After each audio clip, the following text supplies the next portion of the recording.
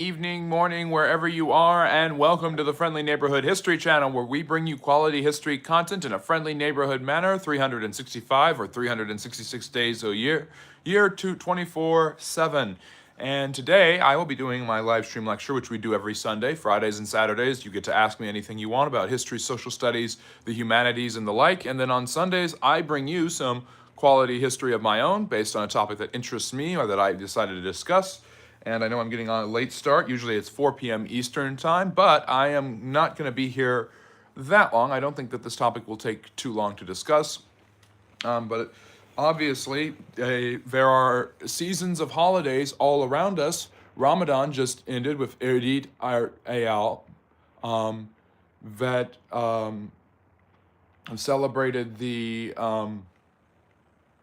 that celebrated the end of Ramadan, the end of Salat, the third pillar of Islam, in which Muslims are required to fast during the month of Ramadan.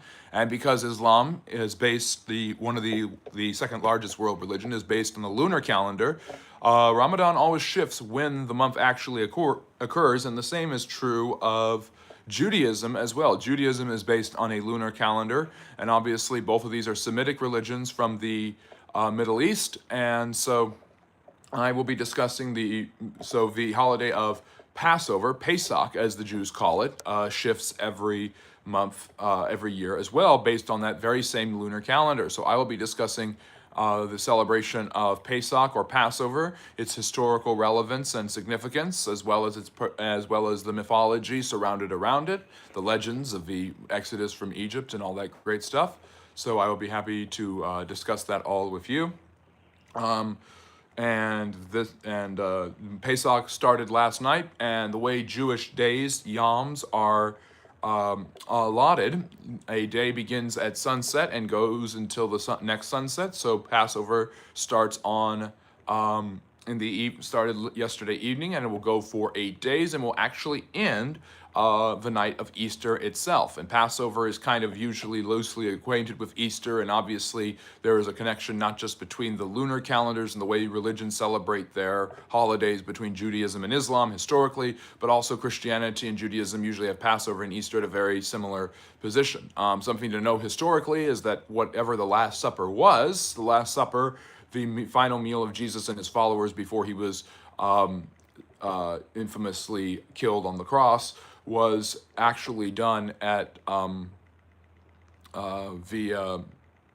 that was actually done. I was actually a Passover seder. So I will be discussing what a Passover seder is. I'll be discussing a little bit about Passover and the celebration of that, and the history of the Jewish settlement of the Levant in the 10th and 9th centuries BC. And ever onward. So thank you everyone for joining us. This is the Friendly Neighborhood History Channel. If you enjoy history and social studies, consider liking and subscribing. I won't be interacting with the chat as much, but yes, it's so good to see all of you.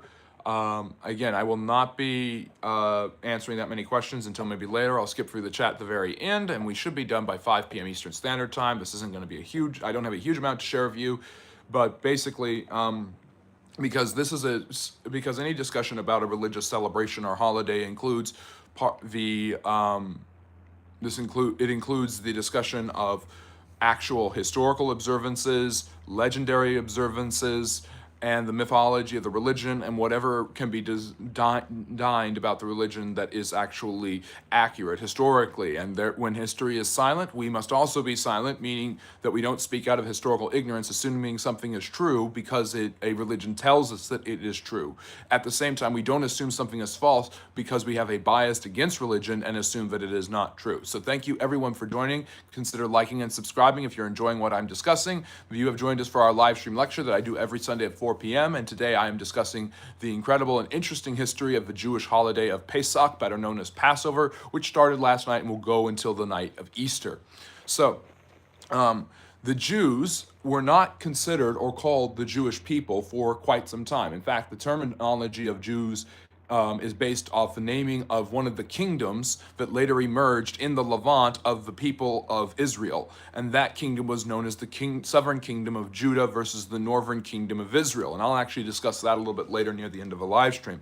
But basically, the term Jew is a derivative of the Judah of Judah, or the Roman term for the land, which was Judea, which was later renamed Palestine in 137 AD. So, a 1,000 years before that, 1,500 years before that, the Jews had a cultural identity, an ethnic identity, a religious identity, and already a connection to the ancient land of the Levant, which was called Canaan, and that's what I will call it until we get to the kingdoms of Israel. But the Jews had an ancient connection to the land of Canaan, but they were not known as the Jews. They were known as the people of Israel, the children of Israel, the Israelites, and the Egyptians, who I will be discussing as well. Obviously, this is the ancient Egypt of the New Kingdom, referred to them as the Hebrews, and this is in many of their ancient sources. And Egyptian dominance and hegemony over not just the upper and lower Nile, but the Sinai Peninsula, as well as the Levant and Palestine, was pretty well assured, and the land of Canaan during this time period. So I'm talking about an Egyptian sphere of influence, and in that sphere of influence you have the emergence of these people who are Canaanites, who are referred to as Hebrews, and from there we get the term Hebrew, which is a term of derision, which means servant or slave. So the relationship encountered historically is of a slave one to the Egyptian overlords and hierarchy. So that is how the Egyptians viewed and looked at the Jews, or the Hebrews, as we will be calling them for now, at that time. So, now this is where we have to step into the religious shoes for a second. Now, according to the religious background of the story, there was a man named Jacob, who was the grandson of Abraham, who is considered the father of Judaism. And Islam and Christianity also consider him to be the father of their religions in certain ways. Abraham was chosen by God to go from Mesopotamia and settle in the land of Canaan, and from there, God promised him that he would have a great and large family. Now, he had two sons, Isaac and Ishmael. Both of them are extraordinarily important to both religious accounts. Isaac had two sons. One of them was named Esau, who, according to the biblical understanding, was the father of a group of people called the Edomites, who also settled in the land of Canaan at the same time as the Hebrews. But also at the same time, the other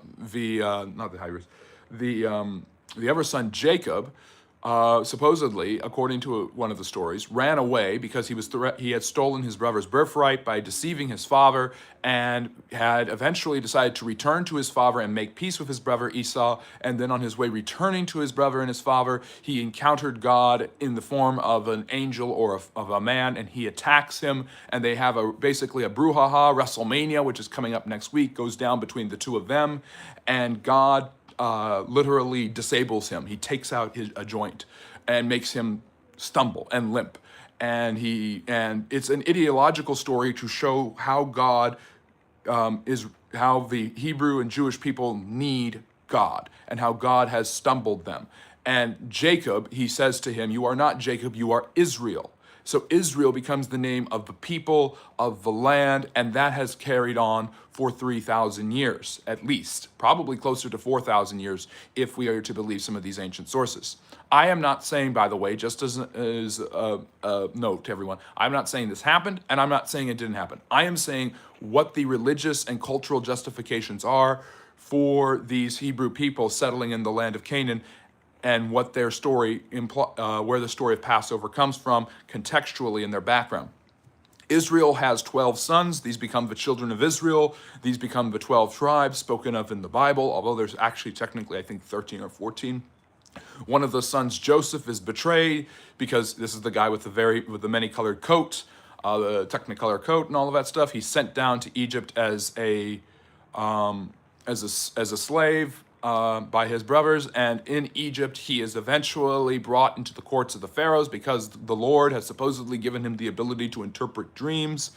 And from there he predicts a famine, and he predicts a form of collectivization and rationing that will help the Egyptians avoid a famine. When the famine comes, not just Egypt, but the Levant is struck. So Jacob and his sons are forced to go down to Egypt, make amends with Joseph, and Joseph puts them up living with the Egyptians. And from there, the Hebrews, the children of Israel, create a repertoire and retinue with the pharaohs of the time. Now, where's the history for this? There isn't a huge amount, but what is fascinating is that if the biblical chronicles, based on some time dating of these events for Jews, Christians, and Muslims who all believe these events happened to one extent or another. There might have been a window for high favor of Semitic peoples because there was a group of people called the Hyksos who, between the Middle and New Kingdom, conquered and ruled over Egypt for several centuries at that time. And then, so that might have been what the biblical writers were implying when they said the Pharaoh. By the way, the term Pharaoh that we use to denote the Egyptian king is actually a word we only find in the Bible. It is not the term, it means great house. It is not the term used by the ancient Egyptians for their ruler. It is an appropriated term by the Hebrew scriptures, the Tanakh, Torah, Old Testament, whatever you want to call it. So, what happens next is quite fascinating. So eventually, the growth of the Hebrews supposedly threatens the pharaohs and the native Egyptians, and in a nativist surge, they not only enslave the Hebrews, they also kill off a huge amount of their offspring. And supposedly this might have happened during the beginning of a new kingdom. Who knows where we can actually place this in the historical time frame? I'm just giving you the context of where this holiday comes from because as a historian, I have to know the history, religion, and culture of the people. And I have to know what's important to them. And there's a holiday going on, so it's particularly relevant to discuss. I'll be doing the same thing with my live stream lecture next Sunday, which will cover Easter. So and I'll be making a video about Easter, and Easter obviously has a Christian origin, it has a pagan origin. There's this huge debate about where Easter actually comes from. So I'll be sifting through all of that so that you don't have to next week while you're eating your Cadbury eggs. So join us on your Easter, or watch afterwards Sunday, 4 p.m. Eastern, and there'll be a long-form video coming out Friday at 8 on Good Friday. It'll be a Good Friday for me because you're watching, liking, and subscribing about the, the celebration and history of Easter, both from the pagan and Christian lens. So the Hebrews are enslaved in Egypt, and their children are being killed off. And according to legend, a few families resist this, and one family decides to hide their son, believing that it would be better to put him in the Nile in a little basket and let him be eaten by the crocodiles than to be given over to the Egyptians to be slaughtered in front of them. And this man is drawn up from the water, Mashiach, who becomes Moses, probably one of the most famous biblical figures of all time. And obviously probably the most important person in Israelite history, the Jewish religion. Abraham, King David would be in that conversation as well. But Moses is drawn up, supposedly rescued by the daughter of the Pharaoh. He's raised as the Prince of Egypt. Yes, that's where the title of that movie comes from. If you've ever seen that, please go check it out. And eventually he finds out that he's a Hebrew, and he goes and he helps the slaves, and he tries to lead a revolt, supposedly. He kills a man who's beating a slave, and he's forced to flee into the desert. There is no historical record for this happening. But again, I'm not going to make an argument from silence that something did or didn't happen. The burden of proof is indeed on them to prove that this happened. This is a cultural lens through which a historical holiday and the history of a people is crafted. And when you go back that ancient into history, how much can you actually say definitively happened? So in the book of Exodus, Moses flees and is eventually visited by God, who tells him to go and free the Jewish people, the Hebrews, the slaves.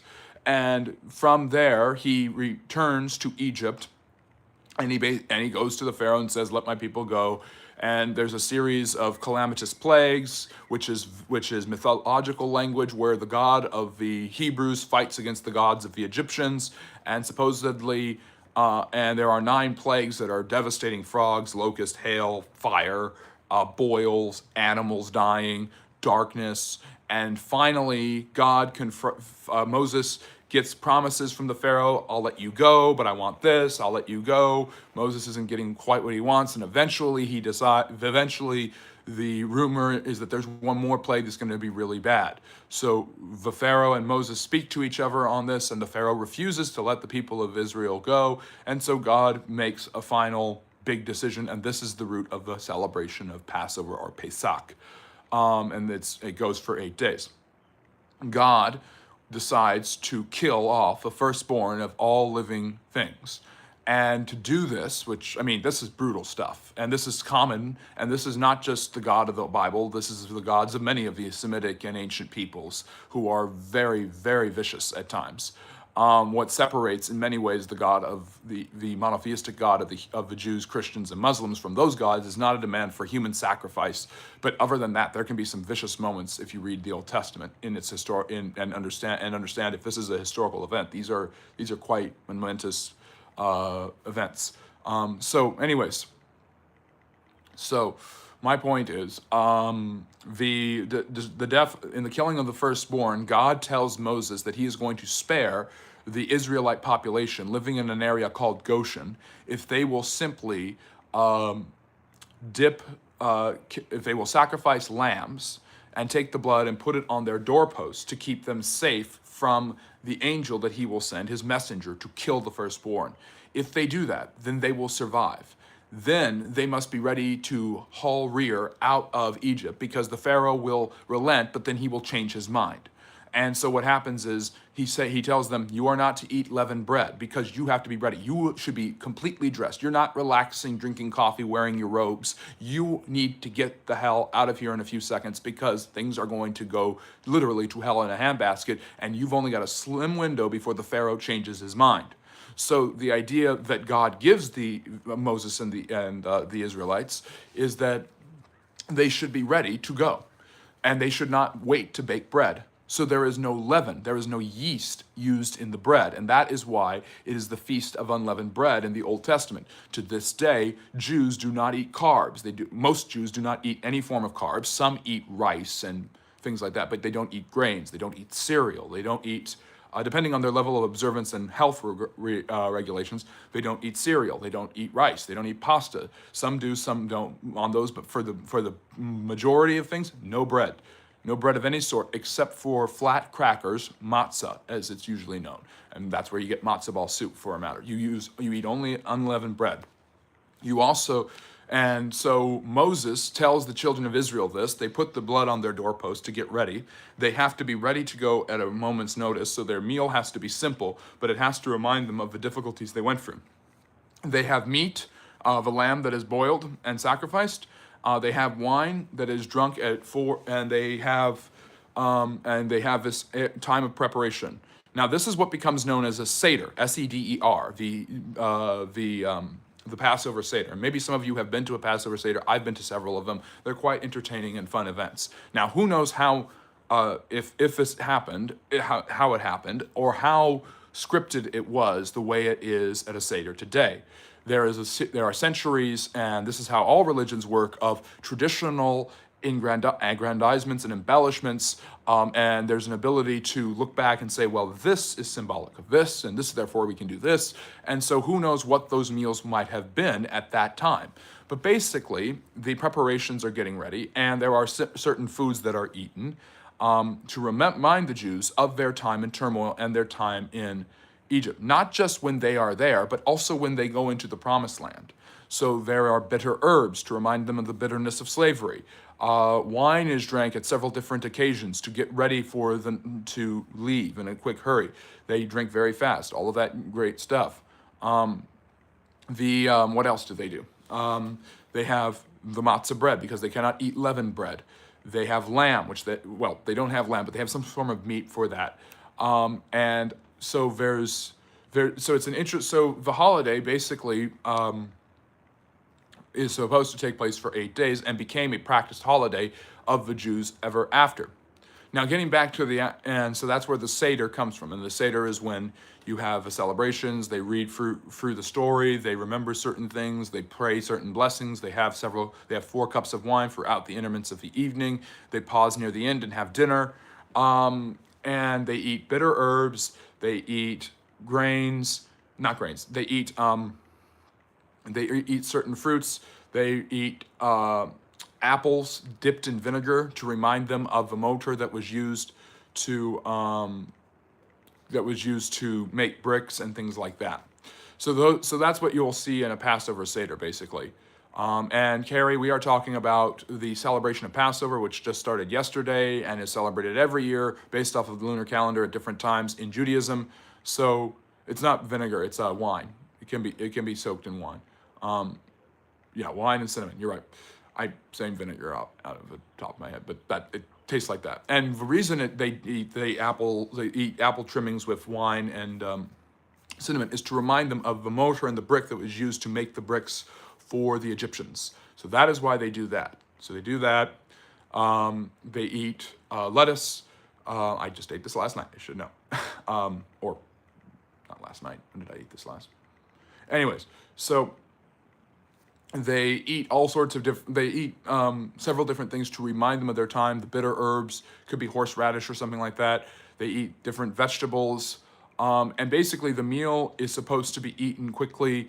And you go through these prayers and these rituals quickly to remind you of the quickness of everything that is going on. And you are supposed to be always ready to leave and get up and go for your freedom, because that is what it was representative of. The point. So. Anyway, so where was I? So getting back to the story, I've explained some of the things of a seder.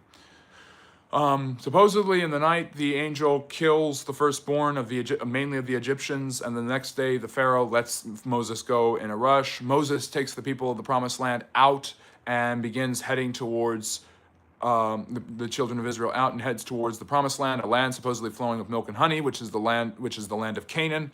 Canaan is full of different tribes of people that actually are historical to some point, like the Hittites, who originally were considered to be historically mythical, but have actually, we found, have had a complex society with a complex empire, who introduced the chariot to the Egyptians, for example.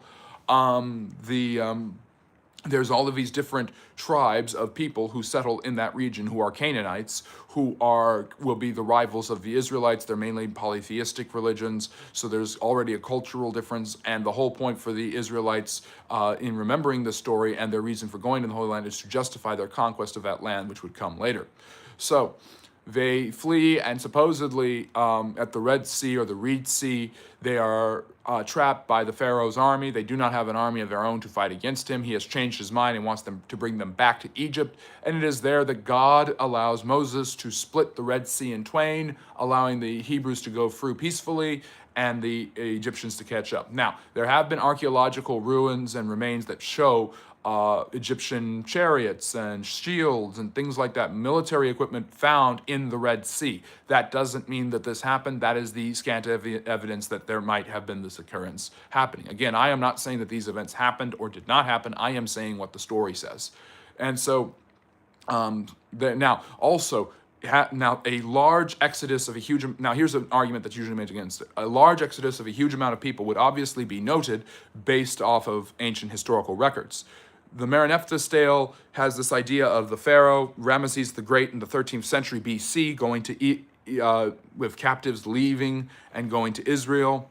You also have evidence of this happening in the 15th century under Thutmose III. There are different pharaohs who have been tried to be basically jigsaw puzzle, even if you cut off the edges, into the story. So who knows exactly whether or not who it might have been if it happened in that way. Now, there is also the idea, based off of the numbers that the Bible uses, that these are 4 million people leaving, which is based off of the idea that the term thousands used in the Old Testament refers to literal thousands, when it might have just been a troop of people, not necessarily a literal 1,000 people. We don't exactly know how that works.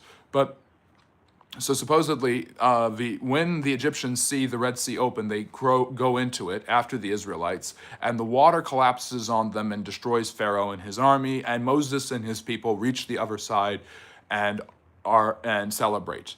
But they're not going to be celebrating for long, because a series of what we would call political infighting, resource issues and things like that are eventually going to lead them to wander the desert around the Sinai for 40 years, unable to finally come into the Promised Land out of fear of capture of their enemies there, and continual conflicts with Moses, his brother Aaron, his sister Miriam, and all of that stuff. At the same time, soon after that, these occurrences, God brings them to the mountain that he had spoken to Moses originally from, and he gives him the laws for the Jewish people. The 10 laws, known as the 10 Commandments, is what we all know, but there are also 613 extra laws in total that are given to the Israelite people, which is the foundation of Judaism's of Jewish religion to this day. And these laws include the kosher diet, they include Sabbath, They include a bunch of different things that are still practiced by Jews to this very day,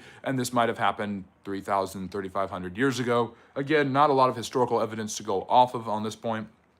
So what happens next? This is where, so the celebration of Passover and the way to remember it is recalled and becomes part of these laws that the Jews practice and continue to practice to this day. This is one of those holidays that is celebrated in Judaism that basically comes down to, as Jews themselves have told me, they tried to kill us, they failed, let's eat. Passover, Hanukkah, Purim, these are holidays Jews celebrate because they felt that they were in danger existentially from an outside threat, were successful, that God had given them some sort of boon and victory, and were then able to celebrate and make merry and eat. So the Feast of Unleavened Bread is known in the Old Testament. Eventually, is codified with the celebration of how you're exactly supposed to eat, how long it's supposed to last, and you host these seders, these dinners, to remember what is going on. And again, like I mentioned, the Last Supper, which is usually seen through a very Christian lens, was actually a Passover seder given by a rabbi and his followers, which was not uncommon in the first century A.D. and isn't common 2,000 years later. So. And again, I'm not spouting religious propaganda. If you're not a religious person, you might think of it that way. I'm spouting culturally significant events based on the fact that nearly 3 billion people, more than 3 billion people, believe in this to one extent or another. Muslims, Jews, and Christians, and other people who aren't so sure about it may have some sort of connection or belief to it as well. So what happens next? Moses dies and is succeeded by a man named Joshua. Joshua leads the next generation into the promised land after 40 years of wandering in the desert and conquers it. And here we're starting to see the history really emerge. The book of Joshua and Judges are historical accounts, which aren't necessarily shrouded with huge amounts of evidence, but there are evidence that some of the peoples that they combated did in fact live in these regions. And eventually the sea peoples settle on the western banks of the Levant, and these become the Philistines. These are the biggest challengers to the Israelites and their greatest rivals. And they will continue to have conflict and fighting with them until both are swallowed up and conquered by the Assyrian and then Babylonian empires in the 6th and in the 8th century and the 6th century respectively. So Joshua conquers the land, and eventually the Israelite people form a confederation that will grow into a kingdom under a man named Saul, and then David, who has historical evidence going for him of his existence, will establish Israel as the strongest country in the Levant, the strongest nation in the Levant. Israel continues to be a mini kingdom compared to the Egyptians to the southwest, and the Assyrians in the north, and the Babylonians in the north, and the Persians in the north, and the Greeks in the north, and the Romans in the north, and that's just how it is until they're swallowed up by the Romans. But the truth of the matter is that so throughout this time, the truth of the matter is that celebration of Passover and Pesach becomes one of the most foundational celebrations in Judaism. And even as Jews eventually lose their land in the conquest of the Babylonians and the diaspora, where Jews are sent all over the Eastern world and separated from Israel and don't ever go back for centuries at a time, they continue to carry these traditions and these practices with them, including the celebration of Pesach, seders, 8 days of giving up carbs and bread, and embracing and remembering these practices, having dinners with families, having dinners in synagogues, having dinners with rabbis, where they remember the bitterness through the bitter herbs, where they remember the meat that is eaten, so they eat meat, where they drink the different cups of wine to symbolize their relationship with the Almighty and what the Almighty has done for them, where they remember the mortar through the apples with the cinnamon and the wine, and where they eat flatbread because they must be ready to leave at a moment's notice, and so they can't wait for their yeast to rise. And this has been a huge part of the Jewish religion and has been embraced by Jews of different religious and stripes, and is one of those holidays that is celebrated even by Jews that are not extraordinarily observant themselves, whereas Christians and Muslims continue to, in similar fashion, pay reverence to the idea that these traditions actually happened and have historical significance to them. So, that is a general overview of the traditions, practices, and whatever history I could find about Pesach. Obviously, it has become, as Judaism has moved westward and become a much more and more of a Jewish population is Ashkenazi, European Jewish. There have been influences in Orthodox Judaism, Hasidic Judaism, that have have trickled down and become popular traditions and practices in the West and the United States, where the largest population of Jews was, until the Zionist movement brought many of them back to Israel in the beginning of the 20th century. And obviously, Passover is heavily celebrated in Israel. And it is perhaps, if you want to look at it from a lens of the text, it is the most textually based account of the Jewish religion, whereas Purim and Hanukkah come from more traditional historical events that are corroborated by other sources that are more external. So, anyways, that is, again, I said it would be a short one. We're only a half hour in, but that is, and I jumped right in. I didn't really waste time with promos and stuff like that and waiting for the crowd to get big. I appreciate everybody staying and listening. Name a car for an edit. Maserati, there you go. So, anyways, I hope you appreciate that and everything that I was discussing. And it's a fascinating holiday. I find it to be. I've enjoyed celebrating it and praying and going to seders and stuff like this and things of that nature. And I'm not. Anyone who is spiritual, anyone who's religious, anyone who is none of that can enjoy and find comfort in a holiday like this when you have a group of people who have, through their resilience, continue to exist and persist despite great odds. That is the story of Passover for me when I hear about it. And it doesn't have to be, oh, God did this, God did that. It doesn't have to be, oh, Jews did this, oh, Jews did that. It is the story. And this is something that I find from studying and reading about the culture and the history of any religion, is that it's a story for how human beings relate to each other and relate to the world, this world, and whatever world they think comes next. And so the truth of the matter is that whatever is happening to the Jews can be replaced with Italians, with Greeks, with Africans, with this or with that, because the experience is similar to that of other people. And that is true in many religions, because religions speak to the human condition just as much as history speaks to the human condition. So if you're looking at this and you're seeing it as a religious presentation, it isn't. It's a historical, cultural, and sociological one based off of certain traditions that have developed, and you must be impressed by the fact that they have continued for so long. The Jews celebrating this, at least historically based, has been at least 2,500 years since they were in the diasporan lands of Persia and Babylon after their land was swallowed up. And during that time, there was a reaffirmation of celebrating and embracing the traditions of the earliest scriptures of the Old Testament, and that was when the Old Testament was compiled and put into its final form, and that's called the Torah or the Tanakh. And so the Jews were practicing this hundreds of years before Christ, 1,000 years before Islam, around the time Buddhism was in its infancy. And they were practicing based off of an oral tradition that had been passed down and written down to them, and they were finally compiled when they were in exile and realized that the only thing they had for themselves was their religion and their culture and their history. And so the history of their experiences, whether exaggerated, mythical, or otherwise, or whether completely accurate for all we know, was a huge comfort to them, and can be a comfort for any civilization of people who agree upon a certain cultural background and seek to do whatever they can to embrace that and enjoy it in its finest moments. So yes, as Simon the Bunny, my wonderful moderator, is alerting you, please follow us on our social medias. I also have the Patreon and Substack. If you could put that in there, that'd be great. Patreon, you get bonus content, early releases. Substack, you can read articles I write and all of that great stuff. I'm sorry I haven't been interacting with the chat. I wanted to get through this. I knew it was late starting, and we're at 2 o'clock, and we somehow got through, or 5 o'clock, or 6 o'clock, we're at 1 o'clock, whatever, wherever you are. I think it's 10 o'clock in Great Britain. And yes, the truth of the matter is I wanted to get through this, and I knew it wasn't going to be a super long lecture.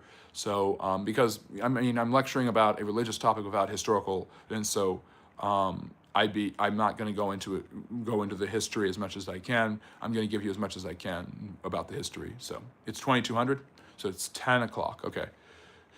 John, much love from Nairobi, Kenya. Thank you so much. Much love to you as well. Garbunki, what are you saying? I'm glad you love history, Carrie. You're in the right place. You are also joining us from across the pond, so be sure to like and subscribe if you love history. You're in the right place. British Queen Victoria ruled the Indian subcontinent. Yes, what was it? The star of India in her crown, literally. For the first time, and the Brits outnumber our cousins across the pond. I don't know what you mean by that. It's about as confusing as just saying Muslim or even Jewish. Very many different divisions that disagree on the particulars. but essentially believe the same thing. Yeah, there's some of that, to be sure. There's a lot of commonalities in these religions. That's why they're called the Abrahamic religions, the monotheistic religions, all of that.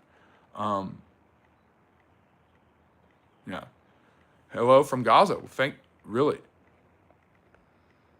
How are you? Good to see you. Thank you for joining. So we are actually at the end of our lecture. So if you enjoy history, social studies, remember to subscribe, leave a like on your way out. I really appreciate everybody listening to me talk about the history of Passover, the traditions of Passover, the celebration of Passover, the reasons for Passover, and hopefully that was enjoyable to you. Next weekend, next Sunday, we'll be doing Easter as we look at the relevant holidays around us at this time. And if you want more information about Islam, I've done a few videos on that and talked about Salat, aka Ramadan. So this is also, yes, as Simon is pointing out in the chat, this is also Palm Sunday for the Christians, where they celebrate Jesus' entry into Jerusalem and the last week of his life, known as Holy Week. So yes. So I will answer a few questions for a few minutes if you've got any that you would like to ask, but I'm kind of going to go fast. And yes, nobody is absolutely right. Make sure to like and subscribe. And yes, I will answer a few questions for the next couple of minutes if you guys want to stay behind and ask one. Will Jews completely take over Palestine? I don't think so. I think that they'll maybe take over Gaza. The idea is that the Americans can take it over is absolutely absurd and is not going anywhere. I think that's just arrogant bluster. But the truth of the matter is, I expect Gaza to be taken back by the Israelis. You're from Pakistan, Bilal. Great to see you. Thank you for joining us from Pakistan. Young Pig, hello. Why does faith outweigh logic? So, Hoodie, you might have listened to what I talked about with religion during this one. I'm not saying that faith outweighs logic. I'm not saying that logic outweighs faith. I was just telling you the story of a tradition and whatever history I could find that's tied to that tradition. Jewish people are Europeans, not Jewish. So the Hebrew people, like I was mentioning at the beginning, were known as Hebrews, who settled in the land of Israel, the children of Israel. They conquered the land of Canaan under a man named Joshua. They established a kingdom known as the Davidic kingdom that was later divided into Israel and Judah and was conquered by the Babylonians, Assyrians, and Persians, and later the Greeks and Romans for that matter. But the Jewish people that you're referring to are a type of Jewish people, Melissa, called Ashkenazi Jews. And those Ashkenazi Jews are based off of the name of a grandson of the ancient figure Noah, who had the Ark story. His grandson was named Ashkenaz. And that was the son who went into Europe, supposedly, according to ancient Hebrew ethnological and sociological and religious sources. And so because of that, the Ashkenazi Jews are the Jews of Europe. At least most of Europe. Spanish Jews are called Sephardic Jews. Can Trump run for a third term in 2028? No, he cannot.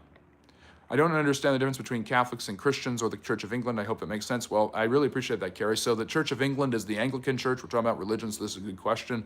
The Church of England is the Anglican Church. You are writing in, and I am speaking the language of English. The Anglo-Saxons are the people who conquered Britannia after the Romans left in the 5th century.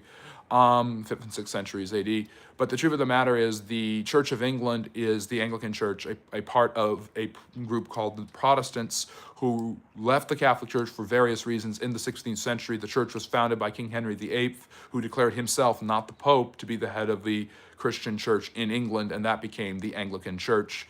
The Church of England. In America, it's known as the Episcopal Church. The Catholic Church is centered in Rome. Obviously, it has the Pope. It has allegiance to certain saints and to Mary, the mother of Jesus. You don't see as much in the Church of England, and not at all in some forms of Protestantism. Basically, Protestants do not agree with the Pope or some other Catholic ideas and teachings, and vice versa. And from centuries ago, trying to kill each other over this, like in France, the French Wars of Religion were particularly violent and awful. They've gone into a much more peaceful coexistence where they agree to disagree. Let me see here. So I hope that answers it. Yes, I see King Charles. King Charles is technically the head of the Church of England today, although I'm not a fan of him. Harry, the Catholic Church has the Pope as the head, whereas the Church of England recognizes the monarch of England. Yep, that's definitely true. There's more to it. There's theological and spiritual differences, but yes. In no way affiliated. I'm so glad you're enjoying the show. Puns. Black Jews are called Israelites. There have been black Jews, Sephardic Jews, who have lived in both the Maghreb, North Africa, and in the southern parts of Africa as well, in sub-Saharan, Ethiopia, for instance. The original Jews, not Jewish. Thank you for the knowledge. I'm very happy for that. Please, thank you for the subscription, Bri. So where were the Kafirs, the Cathars? I don't know what you mean by that. Okay, there were a group of people in Europe in the Middle Ages called the Catharis, who taught a derivative Christian religion. Yes. How are the Republicans so heavy in spreading lies to win power in America? How are any political parties so heavy? I mean, the Republicans have done it, the Democrats have done it. For me, I'm not going to say that one party does it more than the other. I remain very objective about politics whenever I discuss it in geopolitics because I don't shy away from it like other historians because I believe that history is a tapestry and the geopolitics of today is the history of tomorrow. So I'm happy to discuss it with you guys ahead of time, basically in a anticipatory fashion. When I talk politics or geopolitics, I'm discussing the history, again, I'm discussing history ahead of time. And so the truth of the matter is, I see both sides as doing that. I see manipulation from the media. I see manipulation from news sources, from basically red meat stations that just throw out whatever their side wants to hear. And it speaks to the human condition of how easily how easily we can be manipulated. What is lint and how does it work? Hunter, are you really asking me what lint is, like the discards from clothing that accumulate in pockets in other places? Do you think Jehovah's Witnesses are a valid religion? I mean, I think they're a religion. I think they exist in the sense that they have a belief system and a certain structure. Yes, they're valid. They're not considered to be a valid Christian religion by most of the other Christians because they deny the Christian Trinity. Connie, hello too. Diego is Catholic. Carrie is Catholic. Thank you for joining us. We've got Catholics, we've got Protestants, we've got Jews, we've got people who don't give a rip, and I love it all. I welcome all of you. This is a place where I don't judge, and I welcome everyone of every religious or spiritual background. I don't get into my own particular convictions. I've had many encounters with many different spiritual and non-spiritual people that I think are extraordinarily enriching. Like I've said, talking about dancing with rabbis in synagogues and going to seders and stuff like that. Till the day he died, Henry VIII said he was a devout Catholic. He just did not recognize the authority of the Pope, which is a bit contradictory, but he was the king, so he can say what he likes. Yeah, Henry VIII is just all over the place. I love Lucy Wooding's idea that Henry VIII, if he had just stopped 20 years into his reign, would have been the greatest English monarch in history. The next 18 years were down the toilet because of what he did with his wives, the church, the persecutions, and he was killing Catholics and Protestants at the same time because Catholics weren't bending the knee to the king and Protestants were preaching radical ideas he didn't like. He believed that he could be the sole arbitrator of faith and morals, but he really just was a Catholic, a renegade Catholic. So I do my best to be as okay as possible, Points. Do you think any country today were better off under their colonial government and another country rather than their current national government? See, Harry, this is a tough question for me because I believe in personal autonomy, self-determination, and democratization, and do I believe that a country should be led by its native peoples? Absolutely. But I look at the continent of Africa and I look at a huge amount of, I just did a video about, what was his name? Francois Tomambe?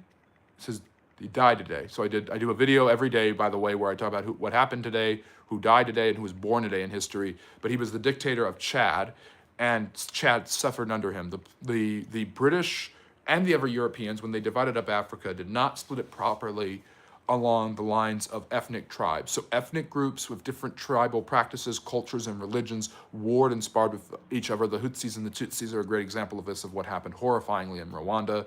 Idi Amin is an example of this, and Francois Tumambe is an example of this.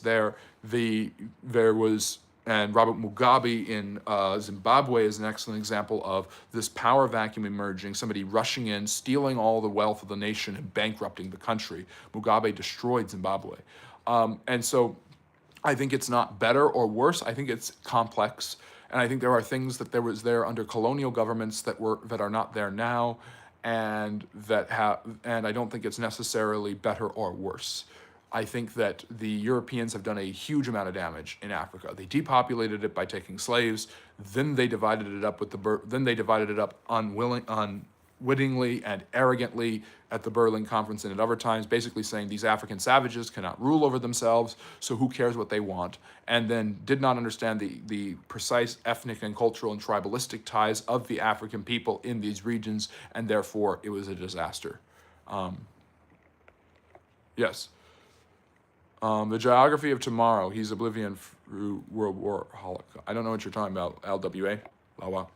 Politics can't save us, as we all know. Yes, I agree with that, AMAG. Yes, because he wanted to get married and the church wouldn't let him, so is this why when he made his own faith? He did that. He also wanted to destroy the monasteries and get really wealthy, Carrie. He was an interesting guy. are Jews and Muslims supposed to fight each other as written in the Quran? Um, I don't think so. I think we've seen what happens when Jews and Muslims fight. Look, I'm going to be very honest. There has been peace in the Middle East in the past. I wrote a Substack about this.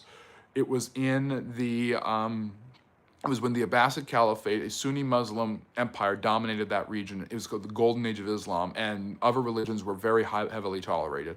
But there was no Jewish state, there was no Christian state, and there was no Western influence, and the Shiites did not have power, and that can't happen today. The Shiites have Iran and Hezbollah. The U.S. has put its fingers in this pie and just ruined so much of that area. Because Syria, Iraq, Afghanistan, Pakistan, these areas are not better off than they were 25 years ago when the U.S. first went in there and exuded their influence. The only country that is still relatively stable from the Arab Spring is Egypt, and that's only because the Egyptian government of Mubarak didn't fully fall. Libya is destabilized. Syria is destabilized. Iraq was horribly destabilized. I don't like Saddam Hussein, Bashar al-Assad, or Muammar Gaddafi any more than you do. But the truth of the matter is that region has been horribly destabilized by Western intervention. And as long as there's Western intervention, and sadly, it looks more and more like as long as there's an existent Jewish state, you're not going to have a settled peace in the Middle East. Although they were working towards that before the October 7th, and that's just sent everything back a ways. If they can't, Jews and Muslims are not supposed to fight each other. Wahib Islam is a more modern reinterpretation of Islam that employs many radical Islamic ideas and forces them onto people. Islam has not always been like that. The Ottomans weren't necessarily like that. The Abbasids were not like that. But there is a lot of strife in that area. And I don't know if religious harmony is possible unless there is a dominant Muslim force that is not fighting with the other Muslim forces. Because even when the Jews were mainly gone from the land, even when the Christians had been kicked out and the Byzantine Empire destroyed, the gunpowder empires of the Safavids and the Ottomans fought each other because they were Sunnis versus Shiites. Now, this wasn't a constant fight, and there can be peace, if there can be peace between Shiites and Sunnis, there can be peace between Jews, Christians, and Muslims. It's not impossible. That's not what I'm saying. I want these wars to stop. I want Israel to be able to keep its land, and I want the Muslims to be able to live in peace and harmony, and I want the Palestinians to have their own state. I want all of these things, but that doesn't mean that I get what I want, and I don't know about these people, and I don't know if you can get what you want without serious negotiations, honest conversations, and difficult redresses. And the U.S. also owes a lot of redressing in that land, and at least a lot of acknowledgement of its own hand in destabilizing Iraq and Afghanistan and Syria. So there's got to be a lot of going back to the drawing board. And I will say this, that a lot of Muslims who resist the idea of Israel existing in that region see Israel as just an extension of Western imperialism. And as long as Israel's involved, the U.S. will be involved. So there's this hatred of American imperialism, and there's a lot of reason to dislike it, because American imperialism can help during things like World War III, which is what I call World War II, and the Korean War. But it didn't seem to do as good a job with Iraq and Afghanistan and stuff like that. So. Great question. That's why I went way long on it. Which religion has the best women? I don't know what you mean by that. I don't want to answer. I don't want an answer, but when did people start trusting politicians again to this insane level? Cultic mindsets. We basically applied religious significance to a divine being to a human, and that's when you get a cultic mindset. Jews versus Arabs after they genocide the Israelites. Interesting. Okay, I don't know what you mean there. Yeah, Simon's put my Twitter, so I have my X, my Instagram, my Facebook. You guys can get updates there. I also have my Patreon where you have bonus content, stuff like that. And you also have my Substack where I write articles and give commentary and stuff. Someone does need to believe in something, and I believe in you. Okay, I'm going to repin these social media handles. Thank you, Simon, for doing such a great job. Please show some love to Simon and Rodolfo, because they came and have spent their day with me today, helping me out with the chat. I really appreciate both of them. I also think Zimbabwe would be better off under British than so. Yeah, I would agree about Zimbabwe, but I want the people of Zimbabwe to run their government. I want them to run their government without disaster. The embrace of kind of rank, unfettered kleptocratic, where basically the government's leaders just steal everything. Kleptocratic socialism has really hurt a lot of African countries. And they see that because they see capitalism as the enemy, and I understand exactly why. Yes, Carrie, and we love you too, and we know how intelligent you are as well. What is the biggest myth about the African continent? that the Africans are all the same. Whenever someone tells me the Native Americans, the Africans, I know they don't know what they're talking about, because what Africans, what Native Americans? A Liberian is totally different than a South African, who is totally different than an Eritrean, or is totally different than a Moroccan. Henry VIII was once giving the name of protector of the Catholic faith before he wasn't allowed to remarry. Yep, defensor fidei. Europe would not be powerful if the European people didn't invade Africa. James, I don't know if that's fully true. Europe was plenty powerful in the 19th century. There was this feeling of economic downturn and the need for raw materials, and so there became this mercantilistic war where they just tried to divide up Africa as much as they could. And yes, I take the Human Encyclopedia compliment very well. Thank you, Carrie. Harry, let me see here. Dom, what about weed? Jewish versus Arabs after this. Can you stop repeating that? Israelis killing innocent Palestinians is somehow fine for many governments across the globe. If Palestinians back it, it's considered wrong. Why? Well, to be fair, Manu, that war, that started, and it's not, so there's, of course, no one wants innocent children dying, and that's why I have said from the start, if you want my opinion about it as somebody who's very experienced with both of these religions and both of these cultures and understands the history of the region very well, just stop the fighting. Stop the bombing, release the hostages. Gaza gets rebuilt by the Israelis. End of story. And then we figure out something. But the truth of the matter is, Palestinians were not allowed to go into Jordan or Egypt because the Jordanians and the Egyptians did not want them there during the course of the war. So because of that, children and families were left with the Israelis bombing. Israel does not just indiscriminately bomb. Neither does Ukraine in the Russian war. Neither did the United States in World War III, at least in Japan to some extent. Although citizen casualties have become far more a precedence of you don't get civilian casualties after the last World War as opposed to earlier. So, Manu, that's a very good point. I would agree with that, but it's not as simple as Israelis are just doing this just to do this. The Palestinians are also, not the Palestinians, I shouldn't say that. The government of Hamas and the terrorists in Gaza and many of the Gazans are very good at they set up one of their command centers inside a hospital because that means the Israelis, if they ever wanted to take out that command center, would have to bomb a hospital. They had tunnels underground, regular buildings where families are, where they were hiding hostages and where Hamas militants were. I'm not going to do they started it nonsense because I don't think that holds water anymore. But they did. But obviously, this war did not start with Israel just deciding, hey, we'd like to kill some children right now. That's not true. Thank you, Gary. I really appreciate that. It's so nice of you. I think I would have enjoyed sitting next to you in high school. You could have peeked over at my paper. That would have been helpful. And yes, CIA did destabilize the Middle East and a lot more than that. Moto, hello from India. Great to see you again. However, it has turned into the Holy Land. And that going on in the world from Little England. Well, there's a lot going on in the world, Carrie, and I'm happy to share it with you. Harry, and they are now basically engaging in ethnic cleansing, trying to get rid of any white people in the country. It's a total disaster ever since we left. Are you talking about South Africa, or is that in Zimbabwe too?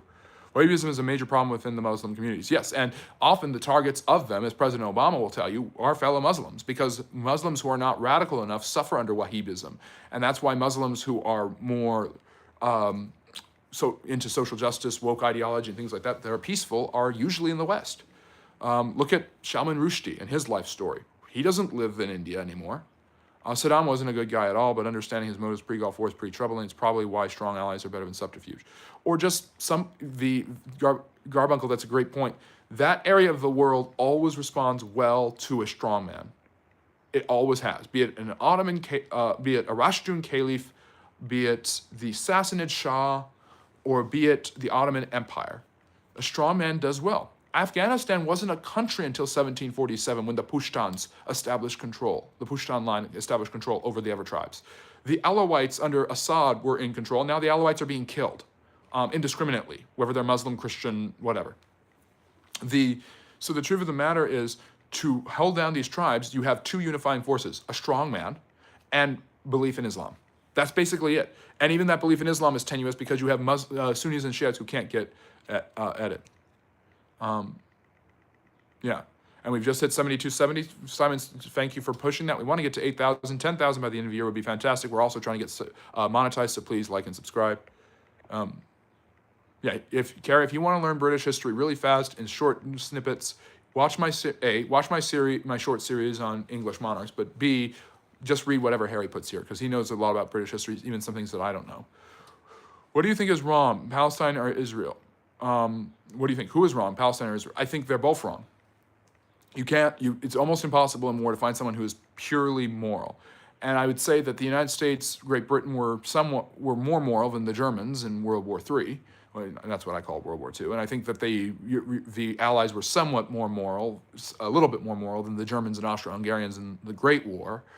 But I would say in this war, it's getting closer to 50-50 the more the Israelis bomb the Palestinians. Obviously, when a country attacks another country, that other country has the right to defend themselves. And Israel is constantly under this threat that if they don't defend themselves, they will be destroyed. And that is what Hamas wants to do. And the Palestinian Authority would be perfectly fine with that. The Iranians would love that. And even the Saudis have been kind of on the fence of whether they want that to happen or not. So, do you like skateboarding? Not really. I'm not that good at it. Where can I guide you, Hasham? What is this live about? So I did a live stream lecture earlier, somebody, about the history of Passover, and now I'm just answering some questions that everybody is here. Don't believe everything I'm saying.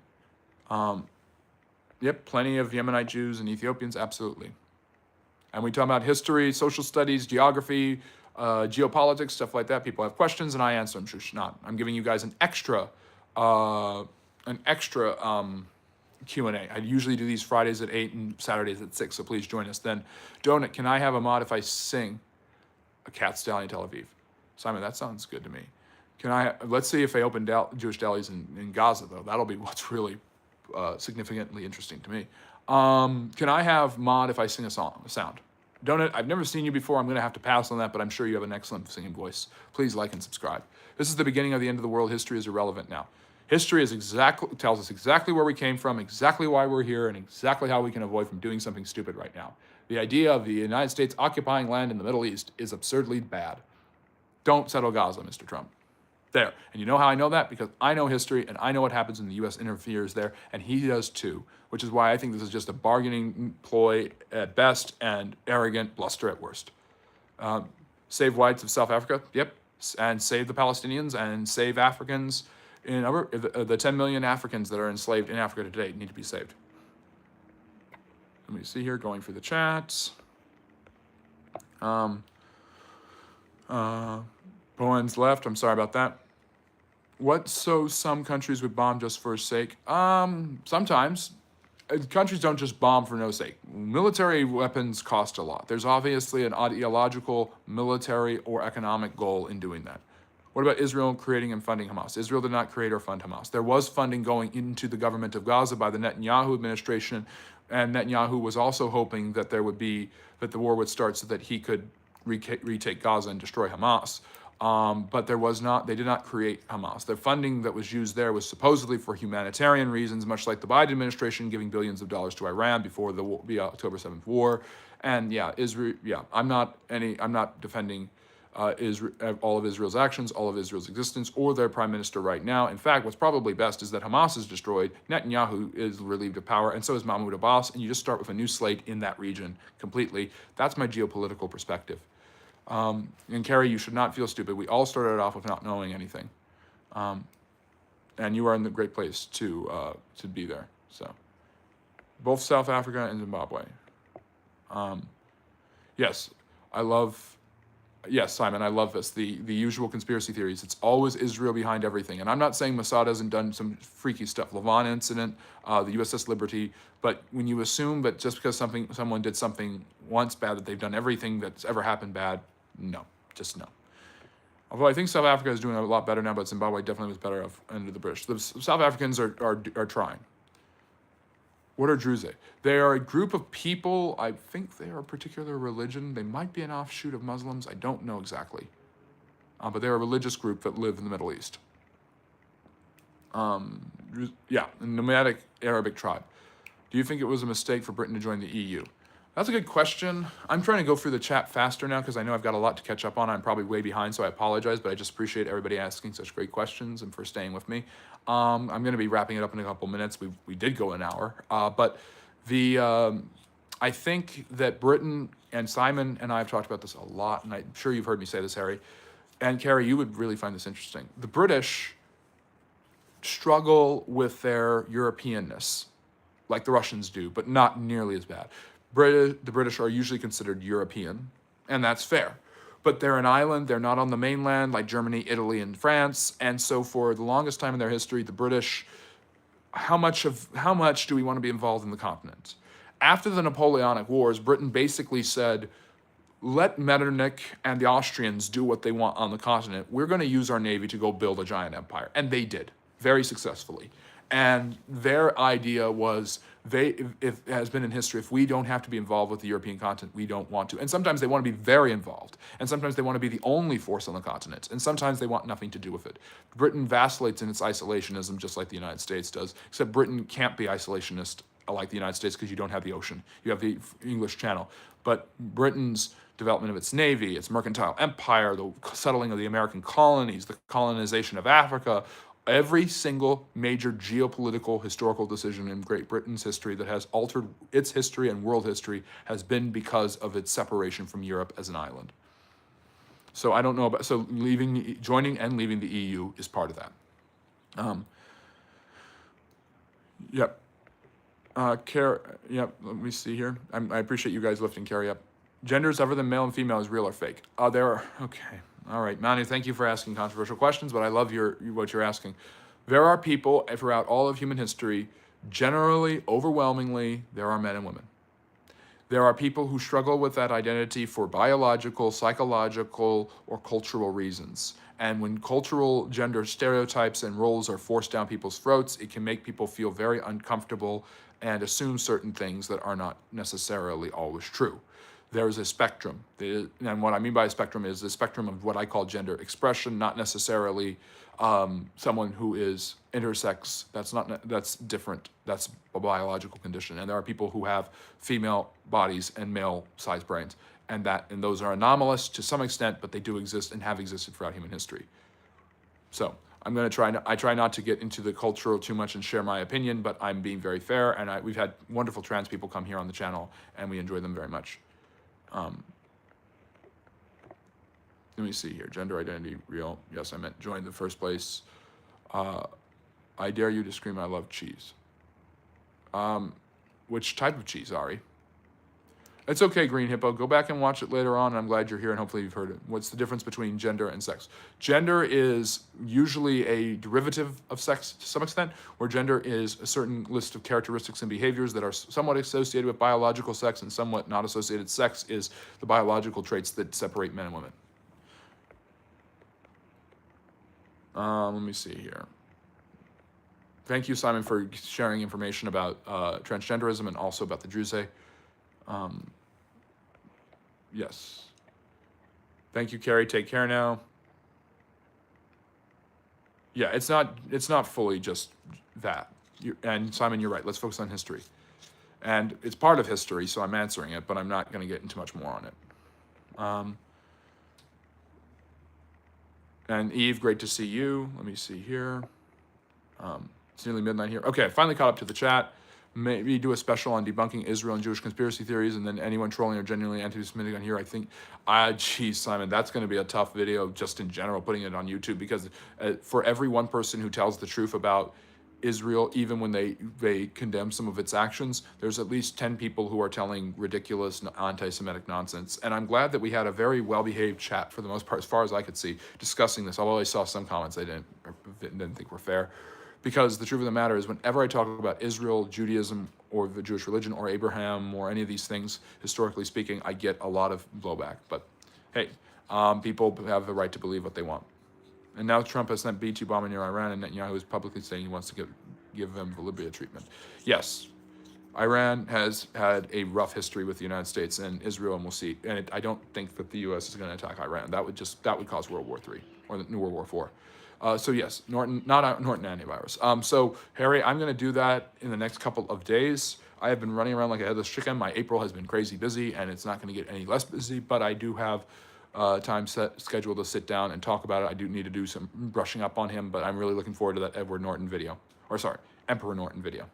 All right, we finally caught up to the chat.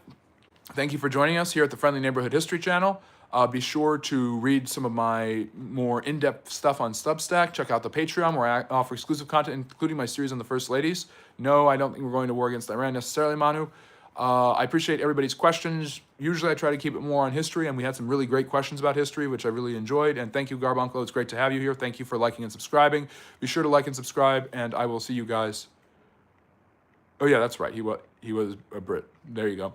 So be sure to like and subscribe, and we will see you again next Friday at 8 p.m. Eastern Standard Time. And then you can check out my long-form videos that drop every Monday and Friday at 8 p.m. Eastern Standard Time as well. And I have shorts every day that I'm sure you all would enjoy. Thank you very much. Take care. Have a great week. And remember, love history. Bye-bye now.